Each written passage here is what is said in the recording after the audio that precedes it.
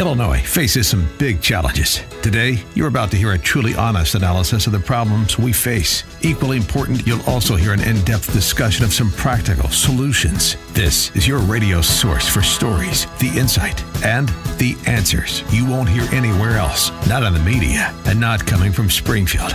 You're listening to Illinois Rising, presented by the Illinois Opportunity Project. Now, here's your host, AM 560's Dan Proft. Welcome to another edition of Illinois Rising. Dan Proft here, co-host of Chicago's Morning Answer with Amy Jacobson, weekdays 5 to 9 a.m. on AM 560. And with me on this installment is Eric Cohen, who's the marketing manager, for Illinois Policy Institute, illinoispolicy.org. And Eric, borrowing from The Big Short and Mark Glennon from wirepoints.com, it's happening. When is it going to happen? When are pensions going to force the system to seize up at the state level, at the local level? Well, we've reported stories on this show before of it happening at the local level, Evanston, Harvey, North Chicago, and now Calumet Park down in the south suburbs, about 8,000 people, majority minority community, privatizing its fire department altogether. No more firefighters on the village payroll. Going to save about $500,000 a year by ending its contract with the public sector union, SEIU, that represents part-time firefighters, and instead contracting out for that service to a private vendor. This is what we're likely to see more of, and it will vary from municipality to municipality, but it's not just struggling communities that have lost their commercial base like Cal Park. As I mentioned, Evanston is wrangling with the same issue right now. Exactly. This is, the old story of going bankrupt, and this is almost exactly it, right? It happens gradually and then suddenly. As these municipalities start to realize that these costs are unsustainable, they cannot continue on. It is interesting to me that, it's a variation of what we almost always see from public officials, which is when they get into these financial tough times, the first thing they always seem to turn to is police and fire. And it's usually as a threat, right? It's like you're either going to raise taxes or we're going to, there's policemen coming off the streets or your house catches on fire, it's not going to get put out. I have no objection philosophically, financially whatsoever to them privatizing fire services in Calumet Park or really anywhere. But it's interesting to me also that this is the first place that they turn to, that they don't reconsider many of the other things that municipalities, that counties are doing, that state government is doing, that it should probably be getting out of the business of first before we go to the public safety stuff. Although the problem that so many of these communities have is that the public safety stuff represents the preponderance, if not the overwhelming majority of the budget. So, you sort of can't work around it when you're in the financial straits of some of these communities. For more on this topic, we're pleased to be joined by the man I just mentioned. He is Mark Glennon, the founder of wirepoints.com, who has written extensively on these topics and so many others with respect to municipal and state finances. Mark, thanks for joining us. Appreciate it. Hello, Dan and Eric. So what's the moral of the story of Calumet Park? It can be done. This is the first time it happened that a municipality has succeeded in an outsourcing this. You may remember that Riverside did this, tried it last year, and ran into a harsh headwind of litigation from the unions. That was different in that case because their firefighters were full-timers, so they were not just unionized, but they had rights to collective bargaining, which would force it into arbitration. So it became very expensive just to litigate this. We don't know exactly how much the city spent there, but the unions were reported to have spent $1 million. So the city finally just threw up its hands and said, we can't beat this juggernaut. Here, however, their fire department in Calumet City was part-time, so they don't have the collective bargaining rights. And this very substantial saving, $500,000 on $1.5 million in total firefighter spending. We're talking about a 33% savings here. They were able to do that because they weren't forced into collective bargaining and automatic arbitration and all the rest. And you've looked at the finances of Cal Park a little bit, just in terms of the assessed valuation of the property in Calumet Park, as well as where property taxes have been going. I mean, give us a little bit of the picture that Cal Park officials are looking, having to stare into. Yeah, pretty typical situation for some of these struggling former industrial cities, particularly on the in the south suburbs, southwest suburbs. Their total property value, for example, has declined 28% in the last 8 years. That's not uncommon. Calumet City is a pretty small city, but they've lost substantially because of that. So the total property tax, however, the actual raise, has gone up by 47% in those years. So you got a shrinking tax base, but a rising tax bill. They don't have a huge budget. The total spending there is about $9 million, but the fire expense is a big part of it. It's about $1.5 million.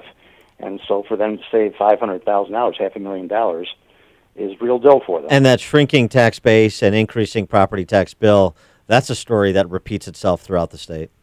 Over and over in the state. This is a common story in microcosm. To what extent is this replicable, though? You mentioned the problems that Riverside had trying to do essentially the same thing, running in headlong into the buzzsaw of the public sector unions. Is this going to be able to, other municipalities are going to be able to do anything like this around Illinois, or is this just going to be a local story to Calumet Park because of unique circumstance? Yeah, the obstacle are those collective bargaining rules, because more typically the unions can force this into arbitration. And arbitration basically means the city loses. We hear that time and time again from other mayors. Scott Eisenhower down in Danville said, he just threw up his hands. He tries to fight this all the time, but you go into arbitration, you're going to lose. And you lose politically, and it's a no-win situation. So that's the unfunded mandate from Springfield that is killing these municipalities. What are the chances that would be overturned now that we have Democratic super majority, elected primarily by union money in Springfield? Pretty slim. But at some point this is going to collapse. It is happening, and geez, look at these savings. You say 33% here, and they're promising to keep the same level of services on fire expense here. Some of those firefighters are moving over to the private sector company. Well, how long can the unions maintain this position that they're getting a fair deal, which is the supposed outcome of arbitration? It's just becoming ridiculous. Well, and the other thing that is happening everywhere, and you detail this at wirepoints.com with respect to Cal Park, is the percentage of the budget that public safety takes up because of the pension obligations is increasing. So the percentage of Cal Park's budget that was going to fire-related expenses, fire department-related expenses, doubled in the last decade. Well, that's not sustainable either. So, as you say, something is going to give in terms of what villages attempt to do or are able to do, or what the state can expect in terms of continuing to, under the new law, seize assets to make the required pension contributions from municipalities for their workers. Sure, it's not uncommon now to have 70 or 80% of the city property tax going to pensions. Springfield, 100% of their property tax collection goes to their pensions. Now, that does not include the school district's assessments and the school spending, but for the city property tax, that just doesn't work. The city needs to provide services, and they need a source of revenue. Property taxes are the main way to do it. Pensions are squeezing out everything. That's the problem. So what is this, what is this going to look like when these pension funds start to go belly up? I mean, if you can't privatize it in the way that Calumet Park has done, and you're facing these arbitration cases if you try to do anything like that, what does it actually look like? How does it play out? Well, as the law stands right now, unfortunately, everything is stacked in favor of bondholders and the pensions. We now have these intercept rights where money that flows from Springfield to these municipalities, which is key, is subject to being taken and forced into the pensions.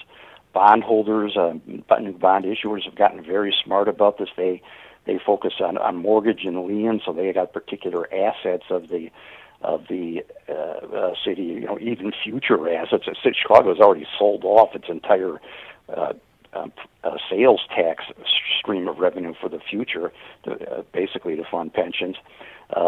So this does not look good under present law. We got to force changes from Springfield. Something's got to break here. And those changes would include more generous provision for municipalities to file for bankruptcy reorganization?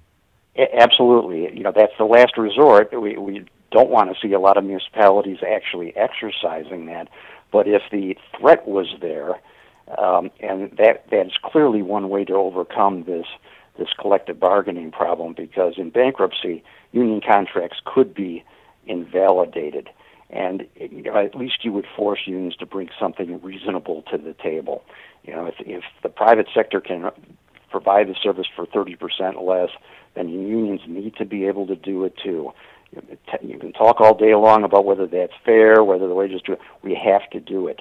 That there's just no way around this. So offering that option to municipalities is powerful just in itself, even if it's not exercised. He is Mark Glennon, the founder of WirePoints.com, a policy journal where you can get more of his insights on a daily basis as those of other experts in corporate and municipal finance. Mark, thanks so much for joining us. Appreciate it. Thank you, guys. Bye-bye.